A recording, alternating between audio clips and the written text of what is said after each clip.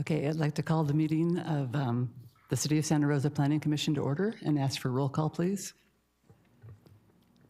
Thank you. Commissioner Carter? Here. Commissioner Cisco? Here. Commissioner Horton? Here. Commissioner Pardo is absent. Commissioner Sanders? Here. Acting Vice Chair Duggan? Here. And Chair Weeks is absent. Let the record reflect that all commissioners are present with the exception of Chair Weeks and Commissioner Pardo. Okay, we have no remote participation for number 2. Okay, approval of minutes. Are there any comments or corrections to the minutes? Okay, seeing none, the minutes as there are no changes, so the minutes are approved as submitted.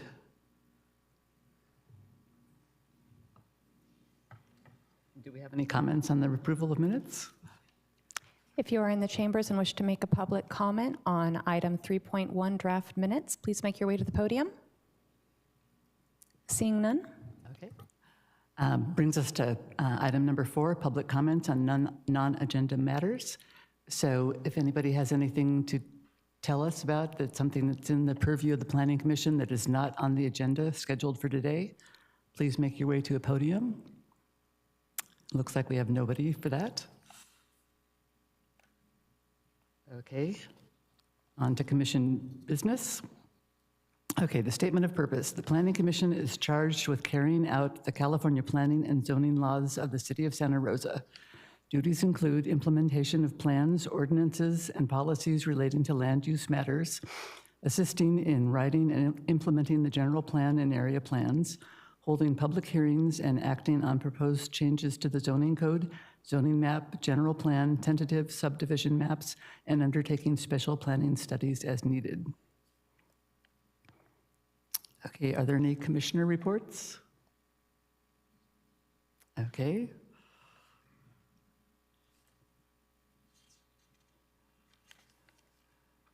And we'll move on to department reports.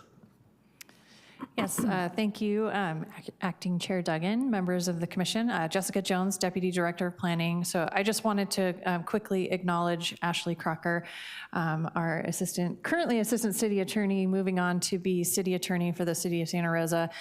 She's been with us since 2017 and providing support from a legal perspective to the Planning Commission since that time. Prior to that, she was actually a Planning Commission member. And so she's been an exceptional addition to our team, and we're super happy that we're keeping her at the city, but we're sad that she won't be focusing on planning. So I just wanted to acknowledge her and thank her for all of her work. Tonight is her last night providing us legal support for the Planning Commission. She will again be moving on to the council, but at least in the interim, we will have Autumn Luna from the Attorney's Office, who is here in chambers, and she will be providing support moving forward in the interim. So that's it. Okay, and I'd like to second the thanks to Ms. Crocker, because she's been a wonderful addition to our team, and we remember being on the panel with her, and good luck with the council. Okay, on to, now are there any other comments on the department report? Okay, seeing no one, we'll move on to statements of abstention or recusal. Okay, none. There's no presentations, consent items, or report items. So that brings us to our scheduled items. And this will be a public hearing for the Stonehouse Hotel conditional use permit. I've got to read the whole thing here. It's a major conditional use permit and major hillside development permit for the construction of a new 70-room hotel. And it is an ex parte disclosure. Commissioner Horton? I did visit the site and have nothing else to disclose. I as well visited the site and have nothing further to disclose. I also visited the site and have nothing further to disclose. I visited the site and have nothing further to disclose. And I too visited the site and have nothing further to disclose. And I believe it's our planner today is Suzanne Hartman. Thank you, Commissioners. My name is Suzanne Hartman, and I am the project planner for this project, which is for the new Stonehouse Hotel located at 331 and 3555 Highway 12.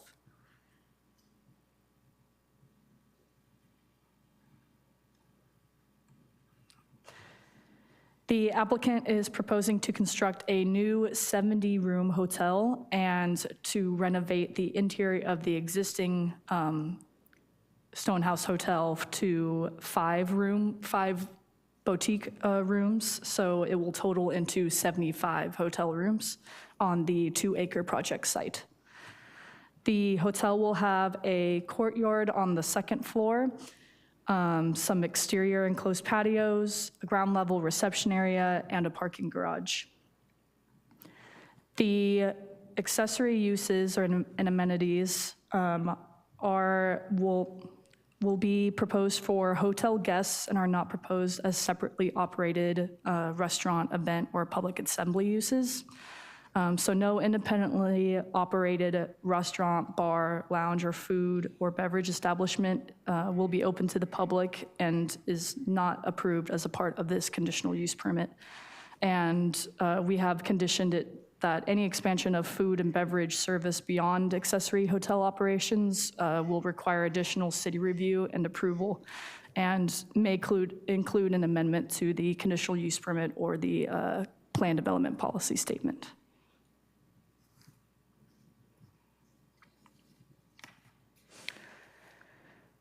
Some background on this application. It first came in back in 2023 for a pre-application meeting, and then a neighborhood meeting was conducted in 2024.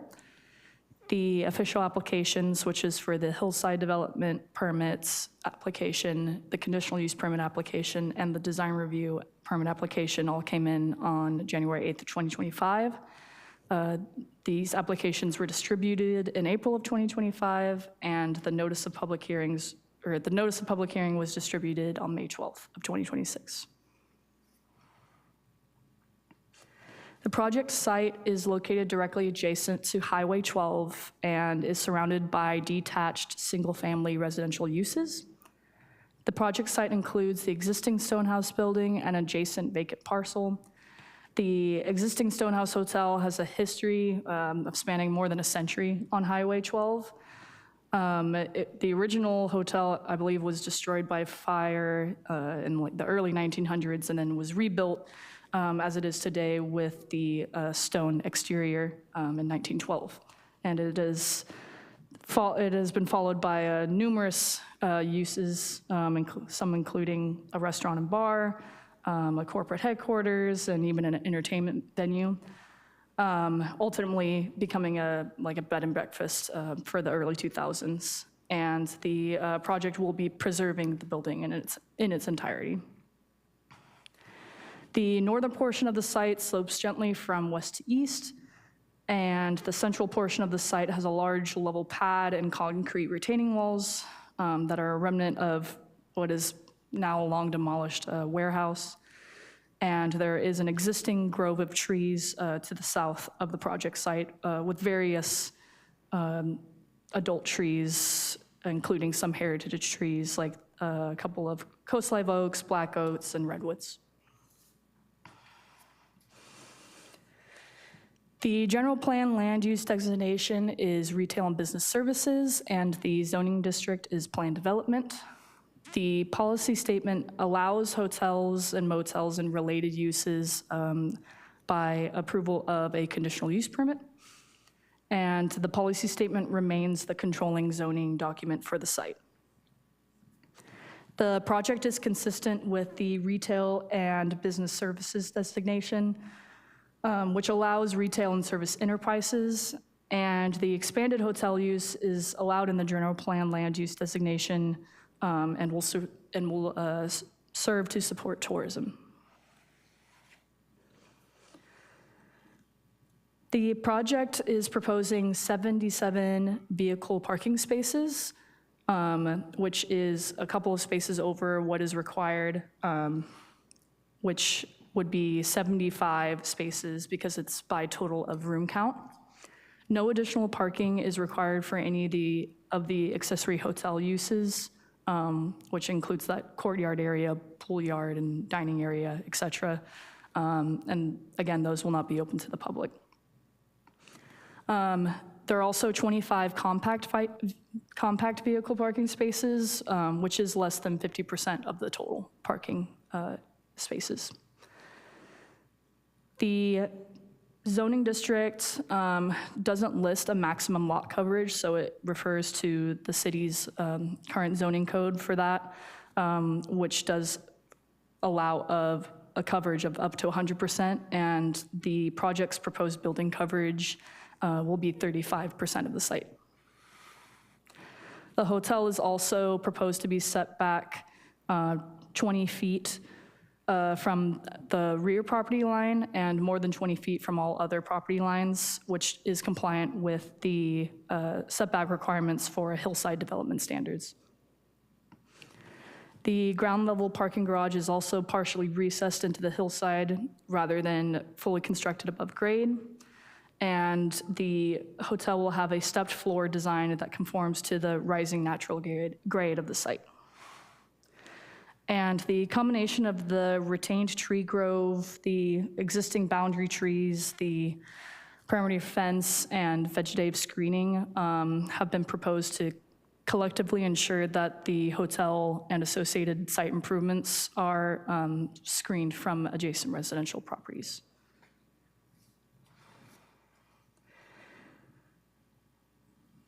These are some elevations of the proposed hotel. The maximum height is proposed to be 34 feet with the elevator tower extending to 36 feet, which is allowed within the policy statement as approved through the design review process. The project is also conditioned to comply with code's outdoor lighting, which limits the height of all outdoor lighting fixtures to 17 feet and requires lighting fixtures to be shielded or recessed to minimize any light spillover onto neighboring properties. And again, the parking garage is recessed into the hillside to lessen the structure's visibility from public view, while still accommodating the required parking spaces. The project is proposing to remove 34 of the approximately 70 existing trees. And according to the arborist inventory report that they provided, it was calculated that 108 replacement trees are needed to mitigate this amount of removal. So the applicant is proposing to plant 66 replacement trees on site and then pay an in lieu fee for the remaining 42 trees. And all such payments are used for tree-related educational projects or planting programs for the city. The project qualifies for a Class 32 categorical exemption for infill development. The project meets the criteria in CEQA guidelines as described in the staff report. The project is consistent with the applicable general plan designation and all applicable general plan policies. The project development occurs within the city limits on a project site of no more than 5 acres. The project site has no value as habitat for endangered, rare, or threatened species, and the approval of the project would not result in any significant effects related to traffic, noise, air quality, or water quality as written in the staff report and resolution. The project also qualifies for streamlining pursuant to CEQA guidelines section 15183 because it's consistent with the general plan 2050, and it would not result in significant effects that are peculiar to the project or the site and were not analyzed by the general plan EIR. There are no unresolved issues as a result of staff review. The comments that have been received were raising concerns in regards to noise, traffic safety, and neighborhood compatibility, and so on. And staff has addressed these comments through technical studies, the project conditions, and the staff analysis. There were also some specific questions that were received in regards to traffic that I didn't have on this presentation, so I figured I'd address now. One of the questions was asking about a defined threshold for low traffic. And it seems to that there's an absent definition of low traffic, so the context is kind of important. But generally, under 400 vehicles per day would be considered low volume of traffic for a street, according to what was the answer that was provided by our Transportation and Public Works Division.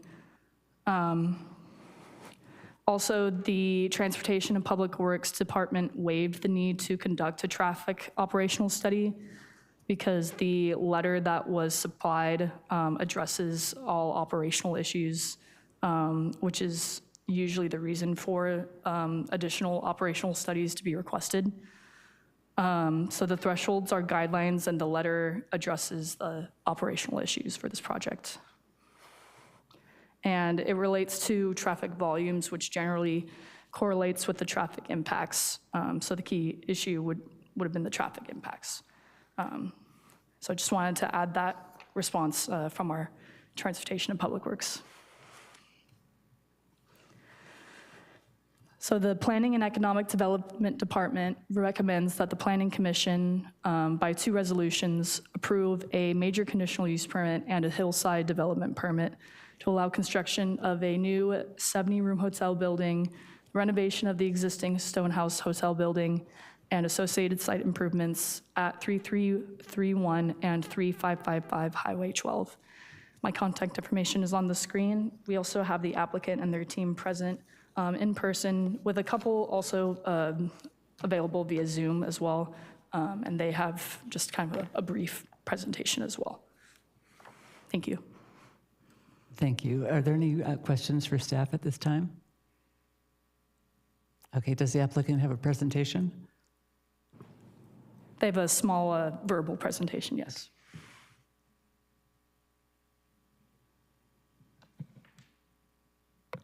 Good evening. Good evening. And if you want to raise or lower the podium, there's a switch on the side. And then I think you have to get pretty close to the microphone to be heard. Okay. Thank you. Good evening. I'm Randy Figueredo of Tierney Figueredo Architects. I'll try to keep this brief because Suzanne, I think, has sort of hit the high points as relates to the use permit and the hillside development permit. Could you speak a little closer to the microphone? Sure. Sorry, thank you. We, the landscape architect is available via Zoom. The acoustical consultant is available via Zoom until 5:30 this evening. The traffic engineer, unfortunately, is in Southern California and had to go to graduation tonight. But I did speak to him for quite an extended period this afternoon. And I also, the commissioner's questions that Suzanne referenced regarding the traffic study, I forwarded on to him and have an email from him. So if you wanted more clarification on that, on what's considered low impact in terms of traffic, I can certainly respond to that also.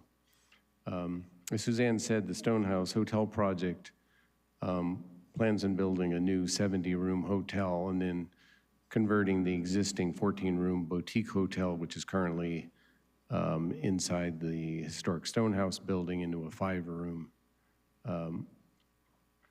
hotel, part of the project. And the existing Stonehouse currently has a commercial kitchen and a small dining area, and that'll be used for the overall 75-room hotel project when everything is combined.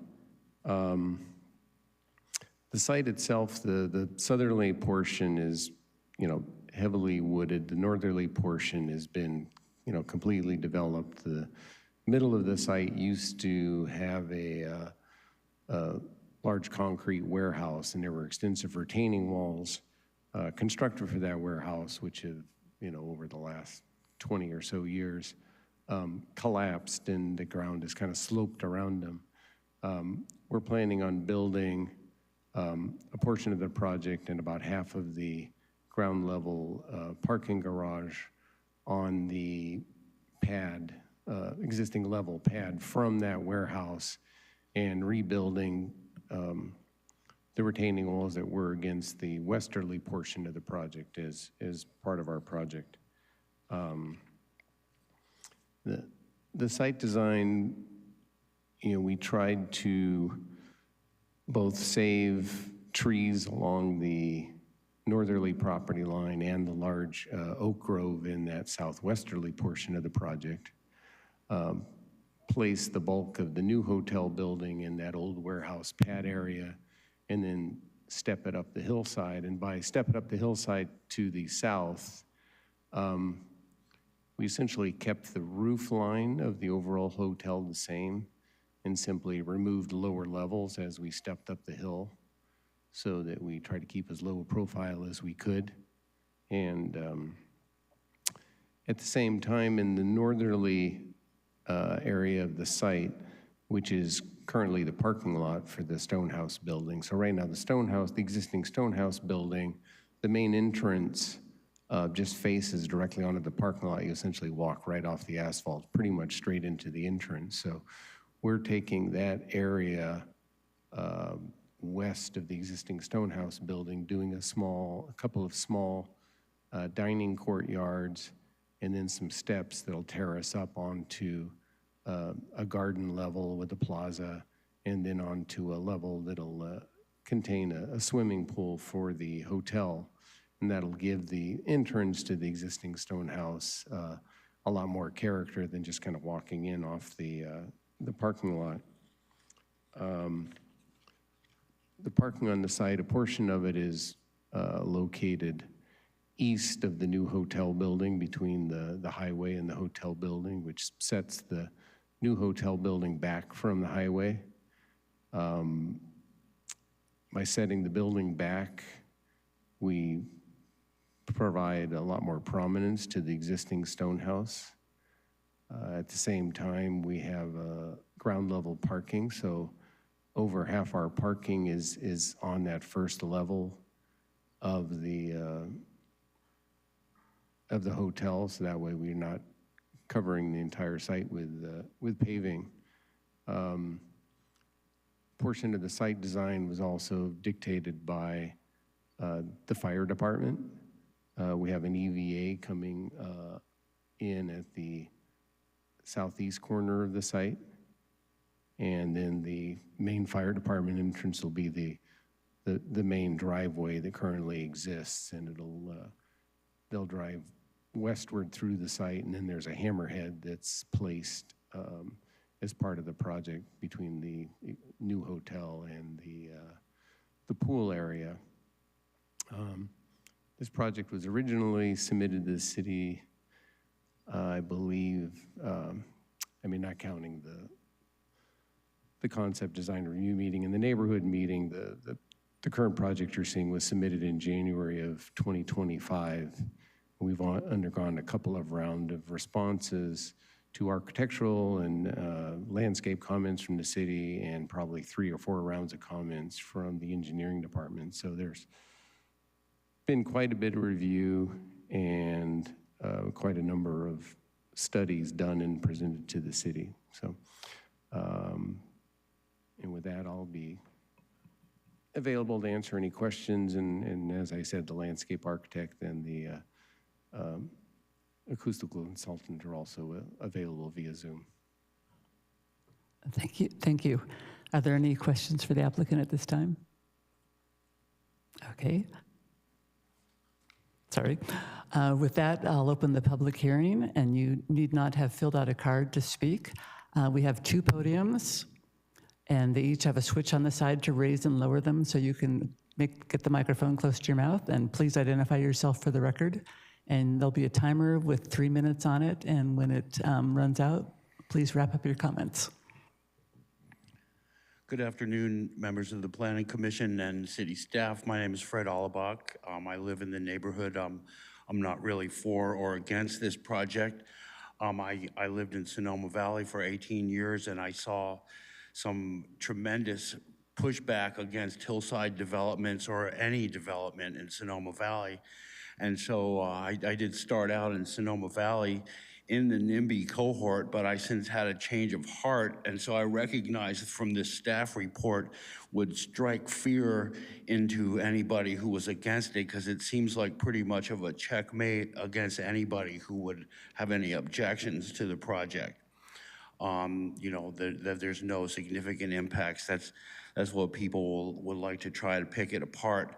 But when I read the staff report and looked at it, I live in the neighborhood, my main concerns would be that if you're gonna have a 70-room hotel, there's a certain formula that's used to see how many people would work at the hotel. And so I came up with, for a medium range hotel, that would be between 45 and 70 people who would work at the hotel. And so I'm wondering, as a result of this project, what about the workforce housing in Santa Rosa that this project would generate? That seems like there would be some kind of concomitant fee that the developer would pay towards the workforce housing, a housing impact fee. The in lieu fee is not very much, but I think that I would recommend that the Planning Commission hold out for as much of a fee or a price that you could get for the workforce housing that the project would generate.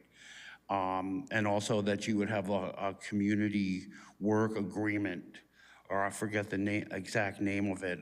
I wrote a letter and I cited that in there, that so that the people who would build this hotel would be locals and would get union grade wage, and that would be a benefit for the workers in the community. So those are my comments. And also I do walk through that area because I live fairly close by, and I see to the west of the hotel, there's, I think, Sunridge Drive, and Sunridge Drive goes down behind the Hillside Restaurant and behind that little shopping center, and then you can go into CVS.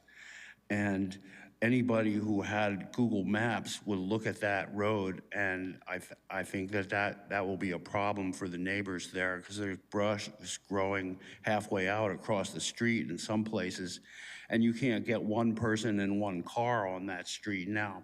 So those are my comments. Thank you. Thank you. Anyone else?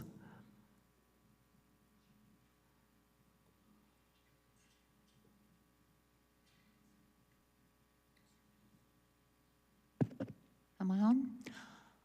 Hello, my name is Deb Grabian. We were moving up here in the summer of 2024 when apparently this was put out for public input, so we didn't know about it. We live at 255 Brush Creek, so yes, we are seriously impacted. Couple of things. Number one, you can't possibly have addressed the traffic issue. You've got pictures of Highway 12 westbound in the planning pictures that show 2 cars.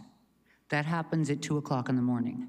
That's the only time that happens. Coming here today from my house, I waited 8 minutes to make the turn from Brush Creek onto 12. That's how thick the traffic is at rush hour. People pulling out of this driveway from this hotel cannot turn left, and they cannot make a U-turn at the corner of Farmers Lane. So let's admit here that most people who are coming as tourists want to go to Napa. They want to go to the wineries. They want to do the touristy things. They're not going to the Hot Monk in Sebastopol for dinner. So they're going to want to go east. And how do they get there? As the previous commenter mentioned, there is that little button hook by the Flamingo. That's a whole other thing. Why do we need a 70-room hotel 2 minutes from the Flamingo, which is an institution? But we are impacted by that particular traffic situation. And with one in and out to a hotel of that size, across a pedestrian walkway, because we have people walking back and forth with groceries constantly, that's dangerous. I would like to be directed to somewhere where that has been addressed, because I don't see how it can properly have been addressed. Second thing is the noise issue. I don't know what kind of studies you've done, but if you're planning on elevating the back of a hotel and having it be 2 stories with a rooftop terrace, you're going to significantly impact noise ratios in this neck of the woods. And is somebody paying 12 grand a year in property taxes and having moved up from the city to escape that? We're a little concerned. We're both senior citizens, and it's just the way it is. I suspect everybody else is going to have some input on this particular thing, so I will cede my point to the floor, and thank you very much for listening. Okay, anyone else wish to speak?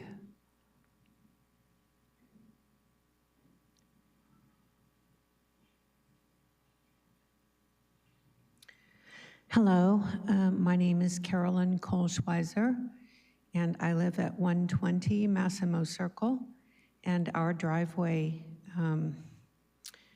goes right into the parking lot of the proposed new hotel. So I'm not for or against the hotel per se, but I am concerned about noise and how that might be addressed, especially a pool, which will basically be in our driveway, at the base of our driveway. And we have 3 dogs that will certainly be barking at everybody who is in the pool, because you can see right through the gate into the pool area. I don't know where the pumps will be located, if that will be an issue for us, hearing those pumps day and night, or if we'll have to have, insulation and new windows put in so that we don't hear that. My other concern is management, since it's currently being run as a login, and you can rent the whole property, or you can just rent a room for the night, and there is no on-site management. And I've brought that up several times with the city, but was told that it's fine. But for instance, last 4th of July, they rented out the entire building. They brought food trucks and did fireworks in the parking lot until much after 10 p.m., and it was quite an inconvenience to us. So I hope that they will have some management on site, and that, there will be quiet hours observed. I don't know now how things are going to proceed, but they told me they needed to run it this way in order to get money to build the new part of the hotel. I also don't think the new hotel looks anything like the Stone House, and I'm not quite sure how it will be classified as a luxury boutique hotel, because it looks like all of the other low-income housing that's going up. Not to disparage that, but it certainly is not high-income luxury, in my opinion. So those are my comments. Thank you. Anyone else?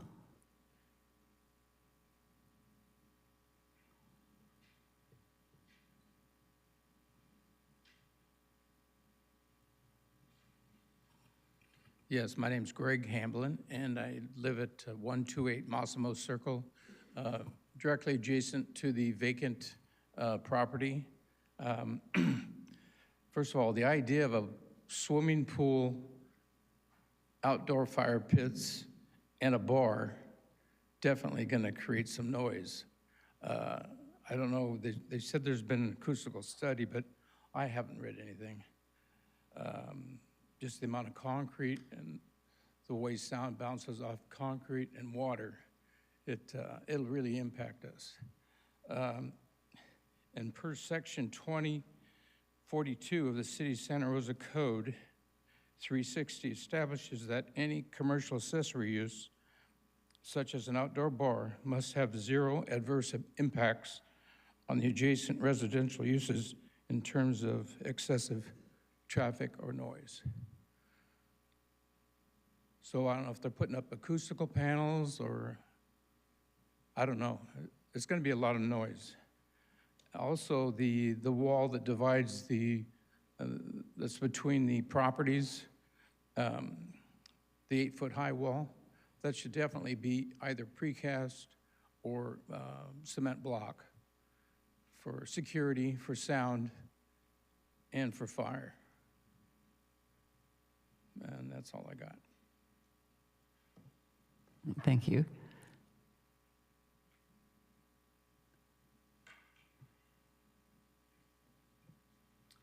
Hello? Hi. Hi. Go ahead. Can you hear me? Yes. I'm Janet Noe, and I'm also a resident in the area. And I do have a few concerns about this project.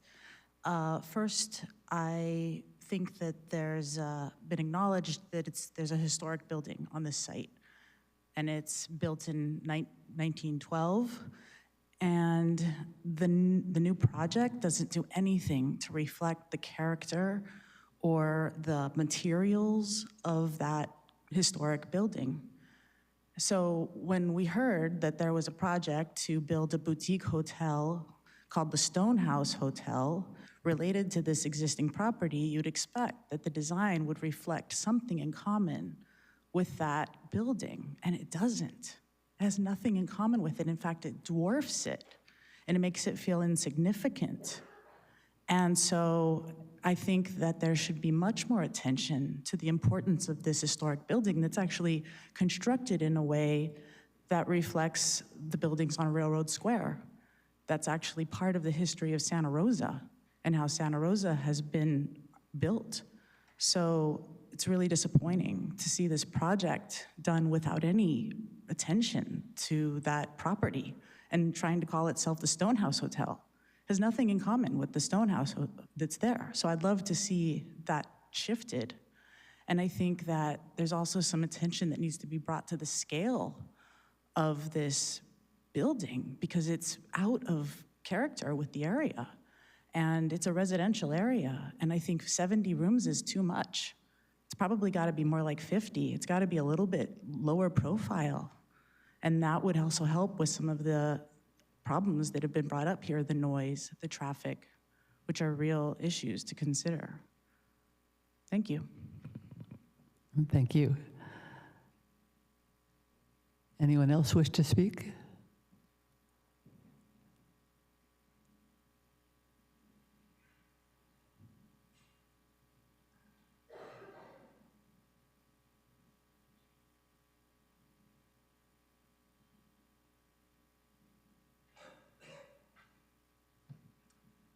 Hi, my name is Roy Teixeira. I live at 124 Massimo Circle. It's right behind the new hotel, the 70-room hotel. I didn't understand pretty much everything that woman presented at the beginning of the meeting. I don't speak legalese. All that I know is I've lived there 42 years, and we've pretty much had a residential neighborhood that everybody was happy with. Now, looking at the map that I saw online, my house is right in the middle of between the property and the hotel. I haven't seen a thing on how the hotel and the homes behind will be protected between the noise and, I mean, it's being set up for party time back there. It's not, and no true thought has been given to the neighbors of that neighborhood. I spoke to, this was beside the point, I spoke to a realtor recently, and I told her about what was going on, and she said, well, the values of those homes would go down by at least $100,000 to $200,000 if you could sell them. I mean, it's just, I couldn't be more against this. It's just a terrible situation. Talk about the traffic, that's a joke. Looking at the people that want to take a right-hand turn to get in, that have to make a 90-degree turn. The speed limit on that road is 40 miles an hour, I think. How do they make a right-hand 90-degree turn into that property? I mean, like I said, I've been living there for 42 years. There was a party last summer, I believe it was last summer, and the noise that was there, my dog cried for an hour and a half while this thing was going on. This is not a place where, this is not a neighborhood where we have hotels. That's ridiculous. I mean, the whole situation, as you can hear, I couldn't be more against this. My home is going to be impacted by it. There was no, when I looked at the 26-page thing online, there was nothing between my property and the hotel's pool or whatever to protect my yard. I mean, except for a bunch of trees. I don't know how those trees are going to protect my yard from people coming in and out, the noise and whatever. So that's my personal ideas about this. And like I said, I couldn't be more against it. It's going to hurt my house, and it's going to hurt the property of my neighbors. Thank you. Anyone else wishing to speak? And we have two podiums, so if anyone else is wanting to go next, you can go up and wait to take your turn. So go ahead. I'm Helgi Teixeira, and I live at 124 Massimo Circle. I live right smack in the middle behind this project, and it is going to 100% affect us in a negative fashion. I'm completely against this project. There is nothing has been addressed as far as a barrier between the commercial and residential area. I don't see any kind of retaining wall. Nobody has presented that. I see this big, I can't visualize it, but I see a big hotel going up that's going up way above my property line, and I'm going to be impacted 20 feet away. Noise is a huge, major problem. Any little thing that's going on in the Stonehouse right now with their 10 rooms or whatever, I can hear it. And now you're going to increase it by 70 rooms with 140 more people, 150 more people. It's going to be a nightmare. All I ask the commission to ask themselves is, if you were living at 124 Massimo Circle, would you want this property, this project built behind your house? I'm sure the answer is no with every one of you. Thank you.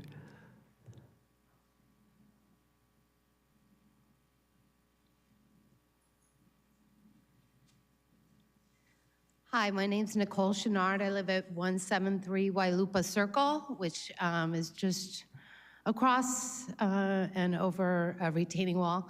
So it does not affect me. I do walk the trail every day religiously. I'm a build designer for 27 years. My biggest complaint is the aesthetics, having nothing to do with the Stonehouse.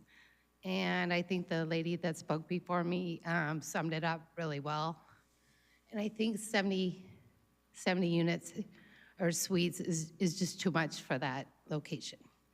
That's about it. Thank you. Thank you. Okay, anybody else wishing to speak? Okay, seeing no one, I will close the public hearing and bring it back to the commission. And I've got a few items that came up, and I'd like either the applicant or staff to address them. And if I have missed anything, please let me know. So let's see. Chair, if I may, just a quick reminder, I heard the applicant mention that the noise consultant is only available on Zoom until 5:30, which is 15 more minutes. So perhaps if we could get any questions related to that from all of the commissioners so that we can have that person respond before they have to leave. Thanks. Anybody have any questions on the noise? Okay, go ahead. Pardon the interruption. One moment, Commissioner. If I could just confirm with the applicant that the individual who will be speaking on this topic is Tina? Okay, wonderful, thank you. So my question is about the pool area, the bar area, and the pool equipment. It's been raised, concern's been raised that having that at the rear of the property, pretty much on the fence line of two residents that I can see, what has been the thought process behind what that noise level could be at peak times, and how would that affect the residents on that side of the property? Hi. So the pool equipment will be housed inside a building. And there will be, the project proposes an 8-foot wall on the northern portion and the western portion of the property boundary. And the noise study evaluates the noise from the pool activities, the pool equipment, parking, and any outdoor activities that are happening at the bar, at the garden. And with all of that, the projected noise levels are in compliance with the city standard, which is the ambient noise levels plus 5 dB, 5 decibels.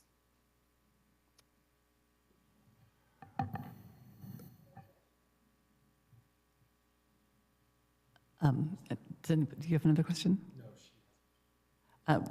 We've closed the public hearing, ma'am, sorry. Just to follow up, so when that noise study was done, did it include a full pool, a full bar of people? I guess. I know that you said that, there's a certain decibel level that meets a certain threshold, but I guess what is that threshold? Is that a threshold of sort of a few people by the pool, or is it a bunch of people by the pool? What does that actually measure for people who are going to be living behind this property? What does that mean in real terms for them? And how long is that noise expected to be lived with as a resident? So the threshold, if by threshold you mean the city standard is existing ambient noise, which we took measurements of, plus 5 decibels. And the noise levels that we used for the pool and any outdoor activities are reference levels that exist in literature. So those values are commonly used for noise studies, and those are the values that were used in the noise impact analysis.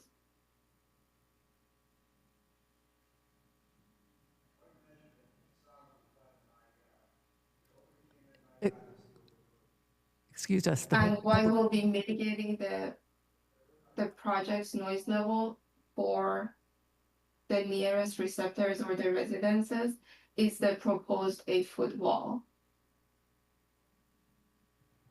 Just my last question. What are the operating hours? I guess this is for the applicant. What are the operating hours of the pool and the bar?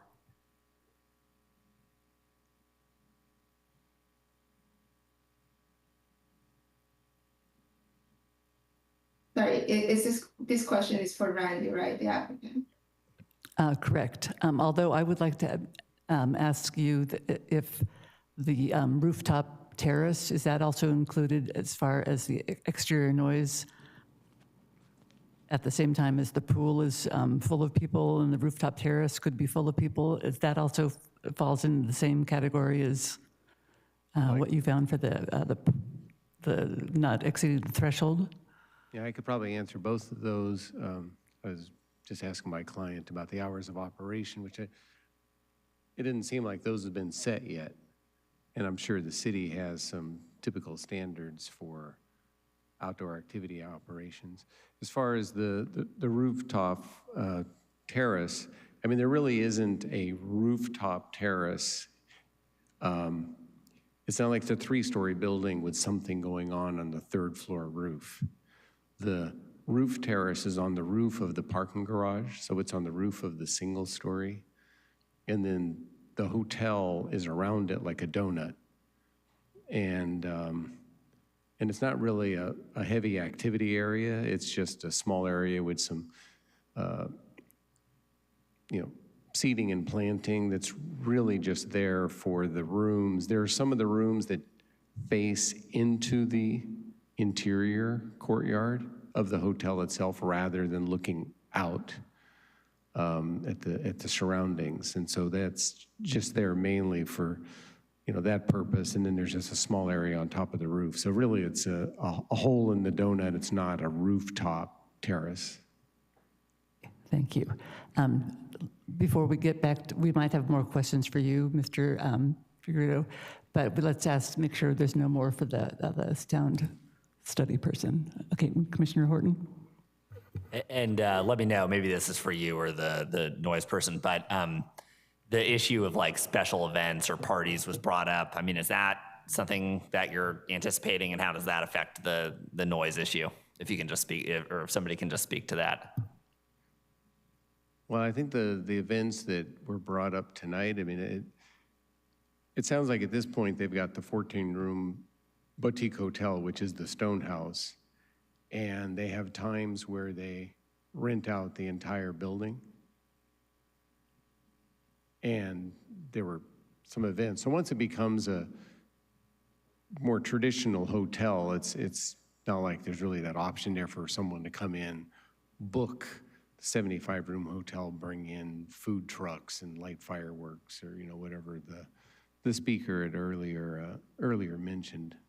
It'll be more of a typical hotel that you would expect with rigid on-site management and control over the pool area and activities. Thanks so much. Okay, any other questions, especially for the sound person? Okay, any other questions for the applicant?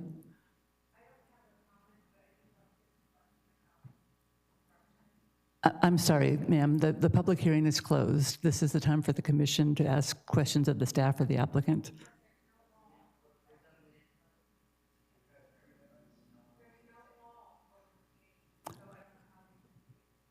Please let us ask the applicant and staff the questions. So in terms of construction, I mean, the sound study did address actually during construction, and the city has days and times that construction typically occurs. In terms of the gate, which I think is now just kind of an open gate, we're proposing to do solid gates in those areas. The gate that's kind of in question, I believe, is the one that's at the northwest corner of the site, which is the driveway coming down from Massimo. So right now there is a driveway that essentially extends all the way from Massimo down to our property. It was there from an old deed that was done with the neighborhood, right? So it's a fire access. And I've talked to the fire department about that. And since that drive is so narrow, the fire department doesn't consider it as fire access. Technically, I mean, they won't, it's not an EVA as far as the fire department's concerned. So that's why we have the EVA going out onto Sunridge at the other corner of the site. But what the clients decided to do is to leave that gate in place, because I'm sure for the neighborhood, whether or not the fire department considers that a legal conforming EVA, that the neighbors would be happy if anything happened to their exit out onto Brush Creek Road to be able to open that gate and go down that driveway. Okay, thank you. And can you address the construction of the 8-foot tall wall? Is it going to be stone or open wire fencing? Or well, right now there's a retaining wall that we're going to be building on that back portion, a concrete retaining wall, which will be fairly high because it was high before when the warehouse was there. And then on top of the retaining wall, we're going to be building an 8-foot sound wall. Right now on the plans, I'm calling it out as either a concrete plank sound wall or a overlap wood sound wall. So it could, if it was a wood sound wall, it would be a board sound wall that then would have boards over the gaps in it, so it would meet all the requirements of an acoustical engineer's sound wall construction. And that would be 8 foot high, and that would be on top of the retaining wall in that area. And also, could you confirm that there'll be on-site staff at all times? during Yes, the- yeah, I mean, it'll be a 75-room facility, so they'll have, manager and staff, and just like any other, hotel that you would stay at. Okay. And are there any other questions for the applicant? Are there any other questions for staff? Okay, Ms. Cisco? So, No, the public hearing has been closed. You had your chance, you had your 3 minutes. We are now discussing it amongst ourselves and with staff and the applicant.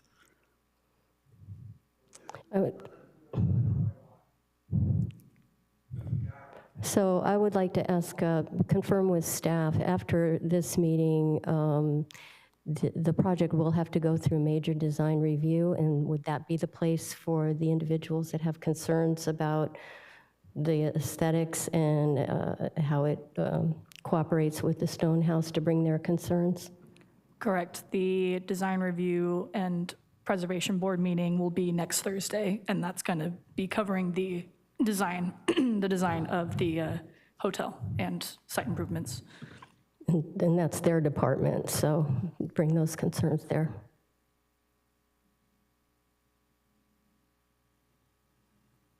I think I had one more question for staff that I captured from our public hearing. So the Stone House itself is, even though it is historic as far as being an older hotel from our 100 years ago or so, it's not protected as a historic structure, correct? That is correct. Okay, thank you. And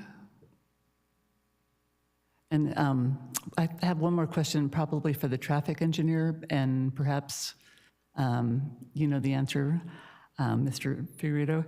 Was Sunridge Drive ever part of the traffic study as far as people on foot, residents in the area, people exiting the hotel and driving over the hill? I don't believe so. I mean, it's not part of our project. You need to speak into the microphone. It's not part of our project, and it's not, at the driveway onto the highway. So I don't know what would have been studied there. I mean, obviously, people can come off of Highway 12 and detour that way as a shortcut, but I'm assume some people do that now. Okay, thank you. The traffic study seems to mention Sunridge Drive, or just mentioning about the emergency vehicle access for Sunridge Drive. I think in general, the traffic study focuses on the access points for cars entering and exiting, so it's kind of focusing on that aspect of it from the entranceway along Highway 12. But so yeah, Sunridge Drive is briefly mentioned, showing that the emergency vehicle access is coming out from that way. From what I can see on the traffic analysis here. Okay, thank you. Okay, if there are no more questions, would someone like to move a resolution?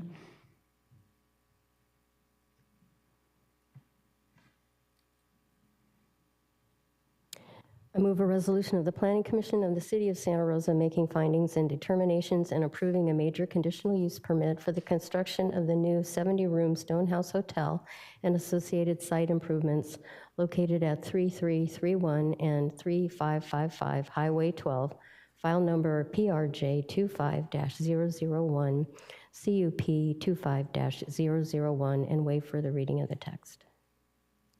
Is there a second? I second that. Okay, Commissioner Cisco, would you like to start us off? And we do have 2 resolutions, and if you want to make all your comments with the first one, that's fine. Excuse me, I'm going to be able to make all of the findings for this resolution and for the hillside permit resolution.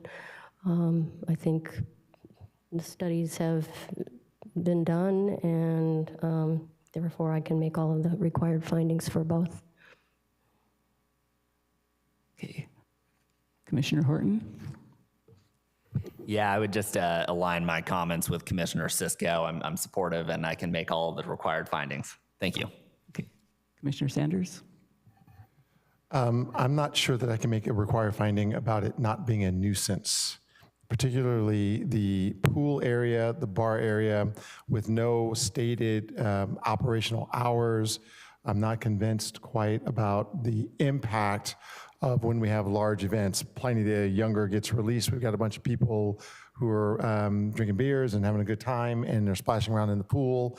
And as I look at the map, there's people that live right behind the pool. I'm not sure that that won't be a nuisance, so I don't think I will be supporting the resolution. Okay.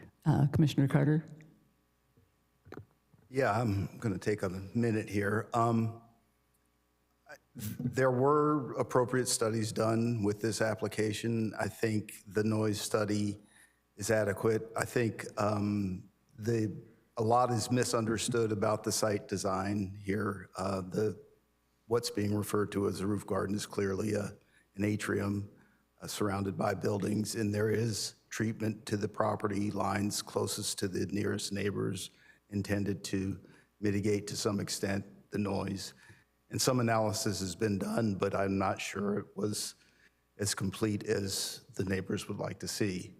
I'm also a little bit, I understand how our engineering staff exempted the project from the VTM analysis due to the size, but I think there's language in the guidelines that were referenced that said a project with 250 or more additional trips could trigger an operational study, and I think one could have been done.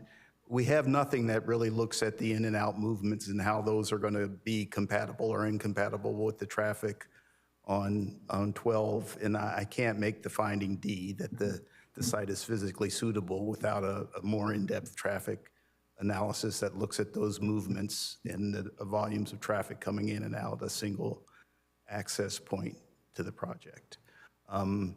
I understand that it's a beautiful site and it's more secluded than one would think when one gets on the site, and I think a hotel can be constructed there that fits in with the site, and that the site improvements can be made in a way that makes it compatible with the surrounding residential uses, but I'm not sure that this site plan does that. And I'm also not sure if I can make all the findings on the hillside grading. It looks to be pretty aggressive grading there. I didn't run calculations to know what percentage of what slopes are being modified, but the plan is aggressively graded to create the pad for the building, and that's another reason I can't make the finding that it's suitable, and I won't be voting for the resolution. Okay, well, as far as the pool area is concerned, I don't know if it's in the resolution as far as the hours of operation, but I know that that's typically captured in a conditional use permit like this. And I think that would assuage my concerns about the pool noise. I do have some traffic concerns, but I can make all the rest of the findings. I think that our traffic department of the city has reviewed the studies that were submitted and have agreed with the conclusions that were drawn from them. So I will be in support of the resolution. Recording Secretary, may we have a vote, please? Thank you, Acting Chair. Commissioner Carter? No. Commissioner Cisco? Yes. Commissioner Horton? Yes. Commissioner Pardo is absent. Commissioner Sanders? No. Vice Chair Duggan? Yes. Let the record reflect that that motion does not pass with, does pass with three. Does pass with three, Thank a you. majority vote. Thank you very much. With 3 ayes. Okay. All right, and move on to the second resolution. Second resolution, resolution of the Planning Commission of the City of Santa Rosa making findings and determinations and approving a hillside development permit for construction of a new 70-room hotel building, renovation of the existing Stonehouse building into a 5-room boutique hotel, and associated site and hillside improvements located at 3331 and 3555 Highway 12, file number PRJ 25-001, HDP 25-001, and waive further reading of the text. Is there a second? Second. Okay, that's moved by Commissioner Cisco, seconded by Commissioner Horton. Is there any additional discussion? Okay, may we have the vote, please? Thank you. Commissioner Carter? Aye. Commissioner Cisco? Aye. Commissioner Horton? Aye. Commissioner Pardo is absent. Commissioner Sanders? No. Acting Chair Duggan? Aye. And Chair Weeks is absent. Let the record reflect that that motion passes with 4 affirmative ayes. Okay, so please note that our action is final unless an appeal is filed with the city clerk's office within 10 calendar days of today's decision, pursuant to zoning code section 20-62-030. Okay, and with that, we'll move on to the next item. And shall we take a 5-minute break and come back at about 5:45? Actually 9-minute, but okay.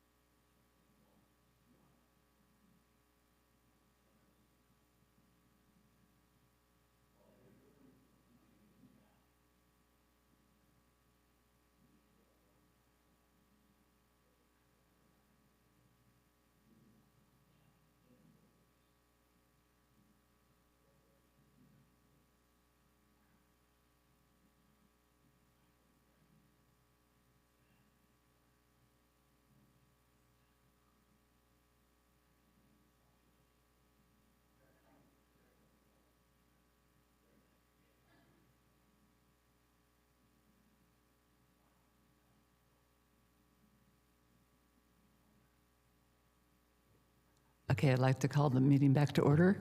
The next item is a public hearing for item 11.2, public hearing for fiscal year 2026, 2027 capital improvement program consistency with the City of Santa Rosa General Plan 2050.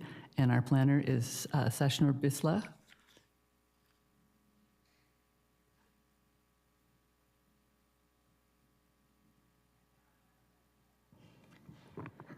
Thank you, Acting Chair Duggan and members of the Planning Commission. The item before you today is the fiscal year 2026 through 2027 Capital Improvement Program General Plan Consistency. The Capital Improvement Program is a 5-year financial plan for the maintenance and expansion of public infrastructure, and the program's projects must be consistent with the general plan. State law requires that planning agencies review the plan public works projects for conformity with the general plan, and that the Planning Commission determine that the projects are indeed consistent. There are 6 new CIP projects proposed for the upcoming fiscal year related to transportation infrastructure, regional and local water and wastewater infrastructure and maintenance, and there are water supply studies. It also includes an updated creek master plan and city parks projects within the downtown area. So I'll go through the proposed projects one by one. First, we have the use of parks development fees from projects within the downtown area to be used towards projects within the same area. And this is consistent with the general plan as it ensures that there is funding for the ongoing improvement of parks as well as parks planning. There are transportation improvements proposed for portions of Bennett Valley Road and Maple Avenue. This includes crosswalk improvements, bicycle improvements, and the consideration of further intersection safety improvements. And this is consistent with several goals and policies of the general plan, including installing high-intensity activated crosswalks, as well as just further improving the overall city active transportation network. The Laguna Treatment Plant plans to replace their programmable logic controllers in order to reduce future cybersecurity risk. And this is consistent with the general plan as it involves the maintenance of existing infrastructure. Santa Rosa's Creeks team is also planning to update the citywide creek master plan. And this is consistent with the general plan as it calls for the ongoing planning and protection and maintenance of the city's waterways. There are also proposed studies for stormwater capture and aquifer recharge in order to determine their potential locations and feasibility. And the general plan calls for the implementation of the 2023 Water Supply Alternatives Plan and identifying ways to enhance water supply resiliency.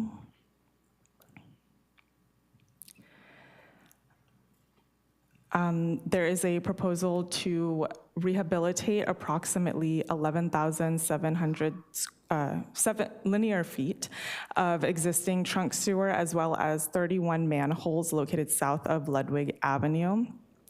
I realize I have included the incorrect general plan actions here, but in the staff report, there are general plan policies related to, again, the maintenance of existing infrastructure, as well as specifically for sewage infrastructure to be improved. The Planning Commission's determination that these projects are consistent with the general plan is not a project and therefore is not subject to CEQA or environmental review. But each of these projects individually as they go forward will undergo environmental review before they are implemented. The Planning and Economic Development Department recommends that the Planning Commission, by resolution, find that the 6 new projects included in the fiscal year 2026 to 2027 capital improvement program are consistent with the City of Santa Rosa 2050 general plan. And for any questions, this is my contact information. We do have Scott Wilkinson from Parks, as well as Steve Brady with Creeks, available via Zoom to answer any questions about those projects. If there are any questions about the other projects, I can take them down and get back to you after the meeting. Thank you. Thank you. Do we have any questions for staff? Commissioner Carter? Is the funding for the Creeks Master Plan full funding? Is it going to be completed this fiscal year, or is it startup? What is it? I can take a look. Oh, we have Steve Brady here to answer. Yes, good evening, Vice Chair Duggan and members of the commission. So this is just the initial funding to begin an update of the Creek Master Plan.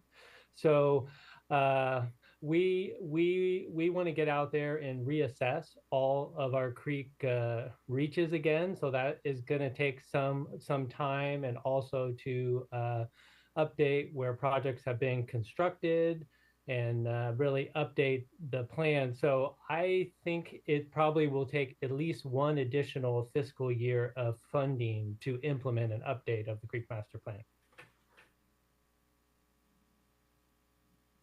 Okay, thank you. Any other questions for staff?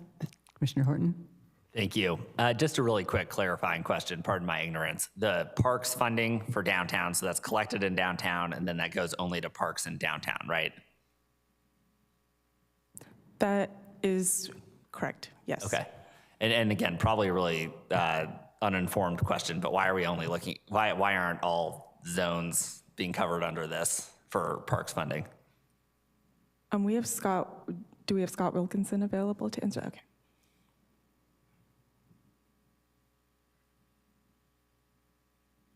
Hello, Scott Wilkinson, Parks Planner. It is true that what is being considered here is only the portion of the park impact development fees that are collected in downtown with projects that are developed within that subzone. I actually do not have the answer to specifically why the other zones aren't being considered here in this item. So I'll kick that back to answer that one. The project list is provided by the Capital Improvements Program team, and I can ask them why this is the only one being considered and get back to you. Yeah, that sounds great. Thanks. Yeah. I'm not, losing sleep over it, but just for my own edification. Thank you. Any other questions? Okay, would someone like to read a resolution? Pardon, would you like to open the public hearing? Oh, yeah, we do have it. It is a public hearing. I'll open the public hearing, but seeing no one else in the chambers but staff and the commission, I'll close the public hearing.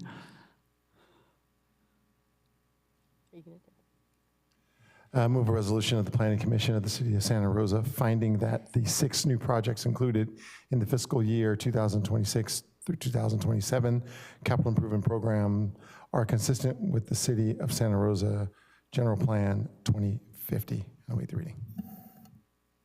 Second. Okay, thank you. That was moved by Commissioner Sanders and seconded by Commissioner Cisco. Any discussion? Would you like to kick the vote? Thank you. Commissioner Carter? Aye. Commissioner Cisco? Aye, and I can make whatever findings we're supposed to be making for this. Thank you. Commissioner Horton? I can make all the required findings, and aye. Commissioner Pardo is absent. Commissioner Sanders? I can make all the required findings that the 6 new projects are consistent with the general plan. Thank you. Aye. Acting Chair Duggan? I can also make all the required findings, and I'm voting in support of the project. Thank you. And with Chair Weeks absent, that motion passes with 5 ayes. Okay, I think that brings us to the end of our meeting. So I would like to adjourn the meeting of the Planning Commission of whatever it is, May 28th, 2026. Thank you.